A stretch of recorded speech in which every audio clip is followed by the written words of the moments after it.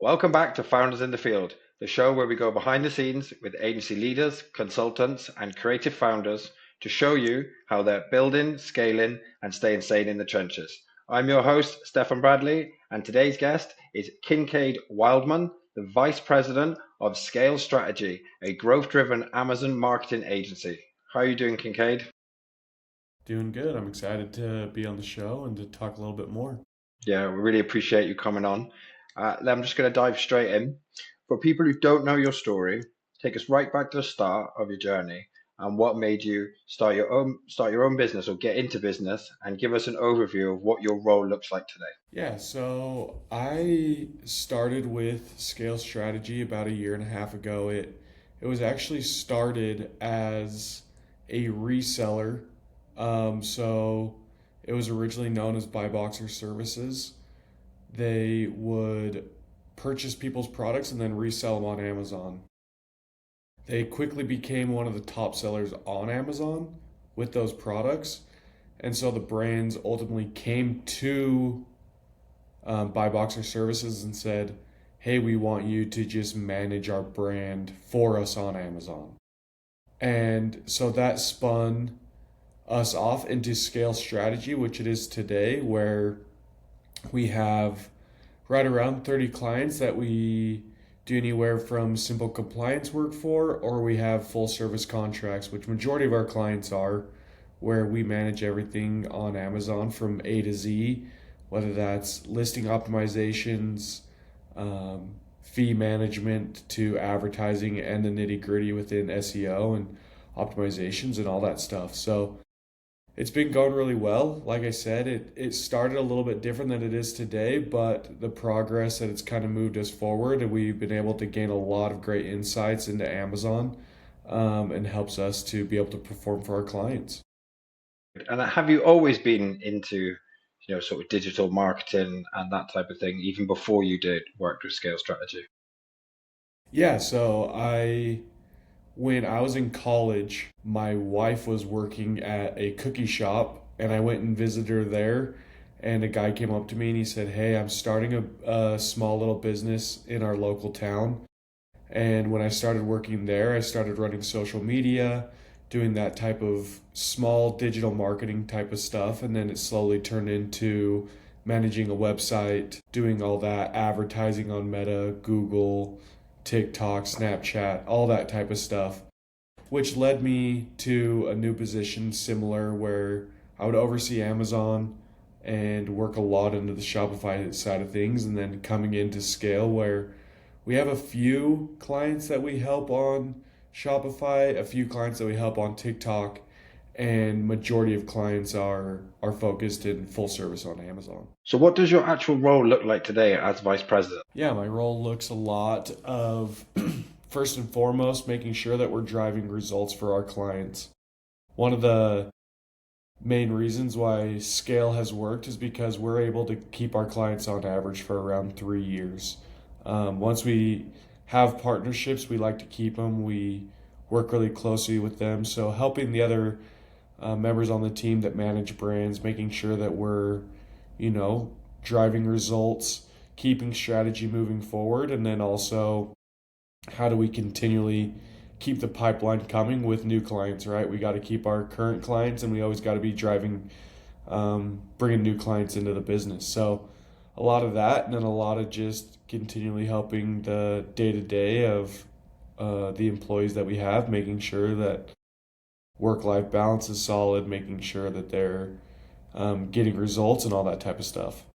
So it sounds like you oversee a lot of the business, sort of, client from client relations to pipeline to actually even your employees, to make sure that their work-life balance and everybody is sort of not only working to optimization, but is sort of living in a work-life balance that is optimized for happiness, also for drive results. Yeah, for sure. It's a stressful job. We are meeting with 30 clients a week. We're, continually having emails come into our inbox, and then also Amazon loves to throw curveballs every chance they get. And so we want to make sure that the people that work here, they enjoy it. We want to make sure that they have time to go and be with their families outside of work, that they can enjoy life. We don't live to work, we work to live. So we want to make sure that not only are we driving results for our clients, but also the people who work here love working here because that helps them want to perform for the clients that we do have. No, definitely. And going back to what you said then, most you say you hold on to clients for 3 years, which is a great cycle to have a client, have your average client's almost 3 years.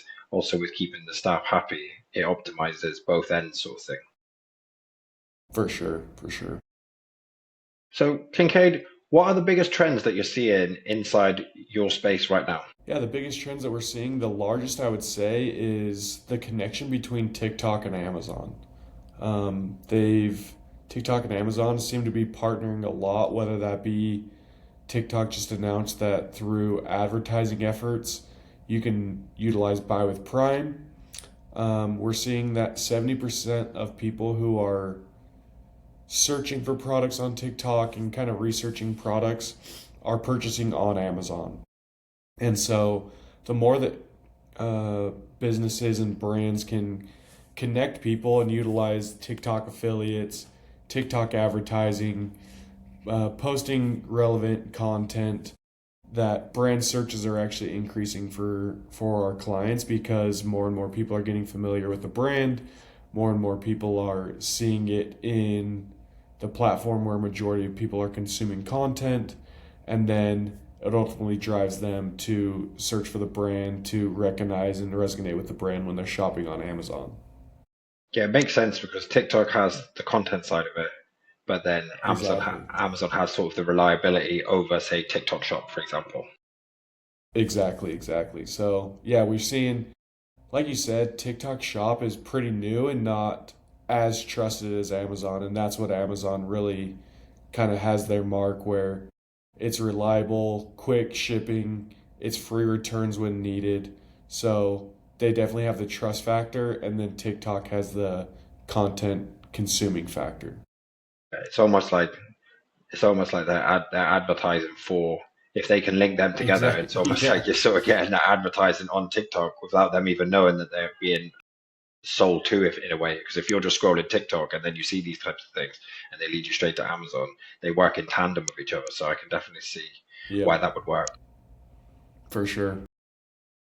So what's working well at Scale Strategy, and where do you still feel a slight friction or drag? Yeah, what's working really well is being able to connect our clients across the whole ecosystem of, e-commerce, like being able to utilize and run our clients' TikTok ads, being able to help the strategy within content, and then also, um, making sure that we're remaining profitable for our clients. One thing that people struggle with within Amazon is Amazon loves to take fees away from people, and they love to charge a fee for this and that. And so we're really making sure that, hey, after all this, after advertising, after you're doing all these, are you still making money? Because it's easy to drive a top line revenue, but we really want to make sure that we're also putting money in our clients' pockets. So that's working really well within the softwares and kind of the strategies that we've put into play. And then the biggest issue that we have right now is just how do we continually keep that pipeline coming with new clients? Um, so yeah, that's kind of the biggest issue we're Yeah, no, trying to solve right now. I think that's something I hear across lots of marketing agencies is trying to keep that pipeline filled and continually Mm-hmm. coming in with predictable leads. Basically, I feel like I mean, Exactly. it's quite a universal, not problem, but I mean, something that everybody sort of has to deal with, shall we say? For sure. So, Kincaid, if you wouldn't mind, walk me through your client acquisition process. Like, how do you get leads from when you get lead? How do you get leads to signing them on? Yeah, so right now the majority of leads that we get are either word of mouth referrals from our current clients, or personal connections that we have within the people that work here at Scale. One benefit that we do have is Utah is a pretty big hub for startup businesses. And so it's nice that we can Utah's a fairly small state, so we can travel around and meet with people in person and do these types of things. And then once those leads come in, we have a full time BD manager. Her name's Avery. She really makes sure that from the time that we have our first call to when we're actually signing the contract and onboarding them, that they're taken care of, that we get audits sent over, we get contracts finalized. And then once things have been signed, then we assign them a US based brand manager where that way they can meet with their brand manager weekly, having continual communication via email or phone calls. But that way we can just keep communication and building that relationship. Definitely. And how have you found sort of, so you've obviously managed to keep your pipeline relatively full, and to keep your clients for 3 years would be, a massive advantage to that. Whereas seeing as you're only doing, word of mouth and referrals and no actual system in place. So I feel like that is very, needed in the sort of sales cycle that you have at the moment. Yeah, I mean, we're definitely looking at a lead gen service right now to continually build us and set us up meetings. We actually had another CEO that was really good at the personal connection side of things, and he had a lot of relationships with brand owners. And so now we just want to make sure, okay, are those, how do we continually get those new leads coming in? If And as a smaller agency, we have about 6 people in the US. And so we don't have the manpower and the bandwidth to go out and spend all the time that we need to send cold emails, to have cold calling people. So we're looking at services, software agencies that will actually set up appointments for us that we can pay for those qualified leads for. No, definitely. I feel like that would be a logical next step for you with that. And also, yes, it's great having referrals, it's great having them sort of relationships, but when you're wanting to grow as a business, it's not really scalable in that sense to scale up past that, because you can only be in one place at one time. And like you said, if there's only, doesn't matter, even if there's 100 of you, you can only be in one place, 100 places at one time. Do you know what I mean? Let alone if there's less than Exactly. that than you. Yeah. So no, definitely, I think that's the most logical step for you to take, definitely. Yeah. So most companies dabble with AI tools here and there. Few embed them into their workflows as a nervous system. Where would you rate your company? More dabbling or fully embedded? Yeah, I would rate us more on the better side of dabbling, I'd say. We have a person internally that oversees our AI implementations, and he is a wizard at AI. And so, utilizing that to how do we make sure we're utilizing it to, improve efficiencies within communication with brands, to analyze data, to read spreadsheets, and all these types of things. But there's definitely always more and more ways. One of the one thing that I do love to do is as I meet with other business owners and people running companies, just asking them what ways are they utilizing AI and ChatGPT. And it's definitely very useful within the advertising space to read and analyze keywords and where can what phrases are working within advertising, what keywords may we be overspending on. And it's when you're pulling a data sheet that has 1,000 rows, utilizing ChatGPT and AI to kind of give you a quick synopsis and being able to then analyze that personally too. It helps out a ton because it definitely allows us to be a lot more efficient within our time. No, 100%. I have to agree with you there. I will also say though that ChatGPT is sort of just like one part of it, and I see a lot of Mm-hmm. companies, using ChatGPT, which I use ChatGPT. I'm not saying that, but when you have a system in place with different that can handle different parts. ChatGPT is like a one for all. You know what I mean? So it does a Mm-hmm. lot of everything, but there is specific sort of systems, not wouldn't say tools, more like systems that you could be implemented that will be more towards business as opposed to ChatGPT. You can ask it, you know, where's the capital of this country, and it's going to know where that country is. Yeah. Where do you know what I mean? So it's more of a broad case. I find where more businesses get more what's the word? Get more mature with AI, then you're going to really Mm-hmm. see a big explosion of what it can do when it's just specifically trained on your business or what your business needs, I should say. Yep.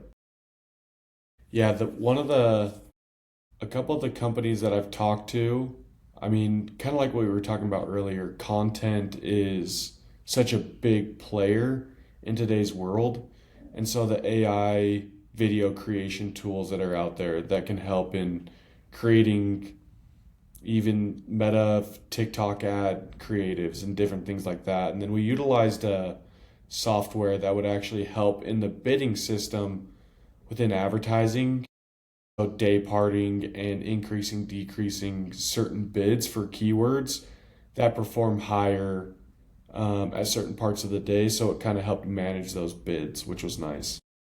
Yeah, no, definitely. And also by leveraging these systems, there's tools, but then there's systems where they're integrated together, which is where you're going to get the most benefit. When you leverage these things, it allows you to take instead of, say, you have an account manager, for example, who has to look after 20, 30 accounts, but Mm-hmm. when you have these tools that help, they give reporting, automatic reporting and things like that, it's not just, it's great for businesses because they're able to then, that person in that role can handle so much more because it's like got an Yep. assistant to do the heavy lifting for you, and you can leverage it that way.